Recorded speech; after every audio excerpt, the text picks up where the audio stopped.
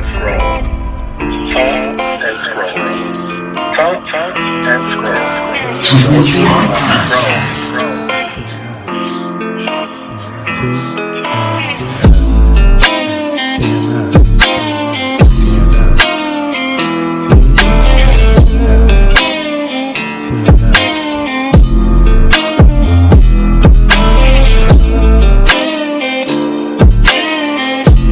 Subscribe.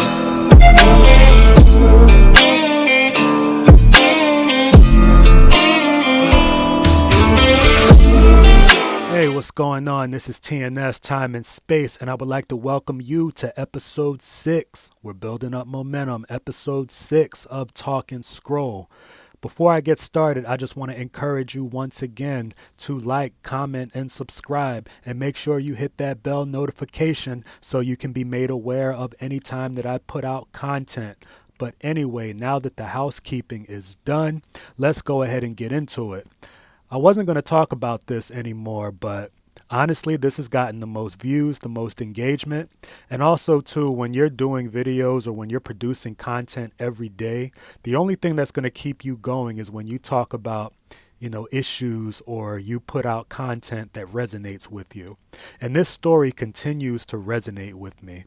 Not because I'm a Deshaun Watson fan or a Texans fan or a Browns fan. I'm actually a Philadelphia Eagles fan, but that's besides the point. Anyway, it just resonates with me because of the level of virtue signaling that we're seeing in regards to this Deshaun Watson story. And it's crazy how people are putting so much weight on the civil lawsuits versus the fact that the grand jury declined to bring criminal charges. It's interesting how that narrative has been crafted so that everyone is dismissing the fact that criminal charges were dismissed. That's a big deal. But anyway, I want to go ahead and scroll through this article and also take a look at some of the comments. As I said, we talk and scroll. But even in the beginning, in this particular sentence, it says, while the criminal charges were dropped, there are still 22 pending civil lawsuits filed against him. Honestly, the fact that the criminal charges were dropped, that's mentioned as an afterthought, which is crazy to me because the criminal charges are the most serious. You know what I mean? So ultimately, I don't believe that Deshaun Watson has so much money or so much pull or so much influence that he could make the criminal charges disappear, because if he had that much influence, why couldn't he make the civil suits disappear also? So I don't believe that's the case. I just don't like the way that the fact that the criminal charges were dropped. I don't like how that's been dismissed and swept under the rug or made to seem insignificant. But anyway, as it even says too, he could still face suspensions and other penalties. So honestly, he's vulnerable in 3 aspects. Well, 2 now, actually, if you want to say criminal charges, civil charges, and then a violation of the NFL's personal conduct policy. Speaking of narratives, I wasn't going to include this, but as I was talking and as I was thinking about it, I decided that I would go ahead and take a look at some other news that has been swept under the rug as it relates to Deshaun Watson. This was actually mentioned for about a half second before everyone moved along and acted as if it didn't happen. But there were actually a flurry or a group of massage therapists who offered support for Deshaun Watson. They had worked with him and they offered statements of support. So we don't hear about this part. So I figured that I would go ahead and bring it up and cover it and talk and scroll. So as you can see, it says Deshaun Watson finds support from 18 women amid sexual misconduct allegations. So scrolling through here, it says that Watson's lawyer, Rusty Hardin, on Wednesday released testimonials from 18 women who said the claims against the NFL star are wholly inconsistent with their experiences with him and who they believe him to be. The women said in separate statements that they never experienced anything that's been claimed in the various lawsuits. So as you can see, it's a matter of narratives, and no one has really talked about this. This hasn't been mentioned, and everyone is, dismissing the fact that the criminal charges have been not even filed, but there were no criminal charges filed because there wasn't sufficient evidence according to the grand jury. So for those who are saying, oh, well, he must have done something, and you're looking at the numbers as far as 22 women, what about the 18 women, if you're talking about numbers, the 18 women who say the following, or of which the following is true. Collectively, they have worked with Deshaun more than 130 times over the past 5 years. These statements show the other side to this story that has been so lacking in the flurry of anonymous complaints filed by opposing counsel. So here's a particular account from a massage therapist who worked with Deshaun Watson. I began providing massage therapy to Deshaun in 2018 and have massaged him at least 40 times since then. I worked with him once or twice a week during the season and as needed during the off season.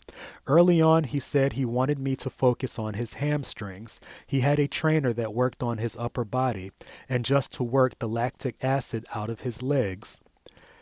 This includes the groin, glutes, and feet. He never asked me any questions and hardly ever spoke at all.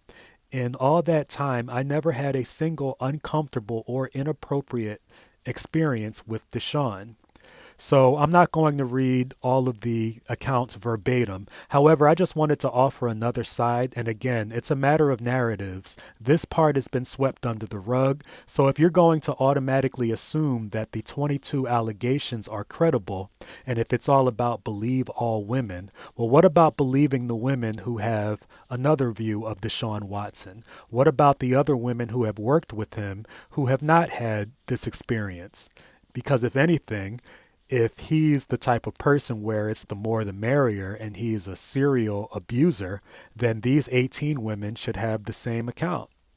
They should. So, and if you're also going to argue that, well, he may have paid them off, and if there's a monetary reason to support Deshaun Watson, then wouldn't you also have to acknowledge that there's a monetary incentive to join the lawsuits?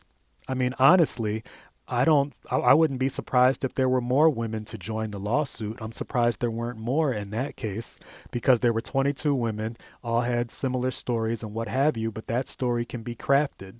These were 18 women who are not related to one another. They offered these statements voluntarily, and I just wanted to offer these testimonials. So another person described him as respectful and the sweetest guy. So this person says they also took issue with how the women accusing Watson of inappropriate conduct were handling the situation. There's a professional way to deal with it. If a therapist feels uncomfortable at any time during the session, he or she has the ability to end the session and immediately file a complaint with the Texas Department of Licensing and Regulations and vice versa. You don't get a lawyer and file a lawsuit or go to the news media. You file a complaint immediately. So that's just something I wanted to bring up. It's the first major backing Watson that has received since the first lawsuit was filed. No criminal charges have been filed, and the NFL was investigating the claims. As we now know, there were no criminal charges because the grand jury declined to move forward with those. So I just wanted to go over that. I know that was a lot. I want to end off with that. This is TNS, Time and Space, with another episode of Talk and Scroll. Y'all take it easy. Talk and scroll. Talk and scroll. Talk and